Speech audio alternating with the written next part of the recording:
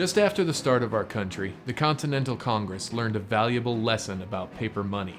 They printed a paper currency that lasted only a few years before it was cheaper to burn stacks of the Continental dollars than it was to use it to buy firewood. Today we've forgotten this lesson about paper money and are printing our way to hyperinflation. The dollar is a product, and like any other product, it is subject to the rules of supply and demand. If supply goes up and demand falls, value will decrease. As we print $85 billion every month, we increase the supply of the product, but demand is not increasing with it.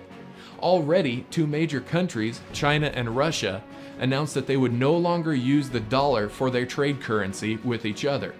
Every day, less countries want to buy our debt, and that means the demand for the product we call the almighty dollar will get weaker every day. As supply increases and demand decreases, the value of the dollar tanks. That means that prices go up, and even though you will still bring home a paycheck every couple weeks, it will just buy less every time you go get it.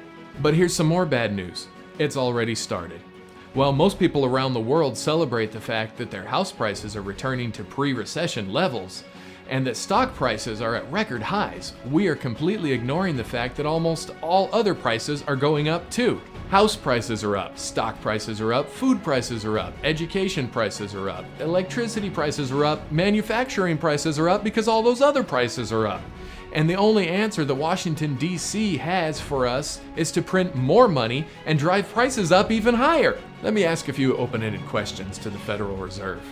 Are you guys trying for a Weimar type of inflation, or are you going for the full Zimbabwe? What does this do to the American middle class and the money that they have saved for retirement? How does hyperinflation make your grandchildren's future look any better? We sure are going to have a hard time explaining to our grandchildren why the richest country in the history of the world could not pay the bills, and how we thought our present was more important than their future. Daniel Webster tried to warn us about the dangers of paper money. He said, "Of all the contrivances for cheating the laboring classes of mankind, none has been more effective than that which deludes them with paper money."